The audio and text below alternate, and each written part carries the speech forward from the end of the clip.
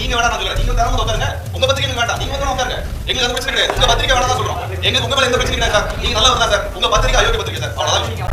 நீ பத்திரிக்கை கிடையாது, கலர் காட்டுப்பா. உங்க பத்திரிக்கை கலர் காட்டு பேசி வேற பத்திரிக்கை வேலை பாருப்பா. நான் நல்லா சொல்றோம். நீ வேற பத்திரிக்கை வேலை பாரு. செய்தி சேகரிக்க சென்ற தமிழ் ஜனம் தொலைக்காட்சியின் செய்தியாளர் மற்றும் நிறுவனம் குறித்து திருமுருகன் காந்தி அவதூறு பரப்பும் வகையில் பேசினார். ஃபிளாஷ்பேக் வேண்டாம் சொல்றோம். ஏன் சொல்றோம்னா போன வருஷம் அமரனுக்கு நாங்க பிரஸ் மீட் கொடுத்தப்ப நாங்க சொல்லாத விஷயத்தை சொல்லி பரப்பி எங்களுக்கு எதிராக பெரிய பிரச்சனை உருவாக்குறது தமிழ் ஜனம் இதுவரைக்கும் மன்னிப்பு கேட்கல.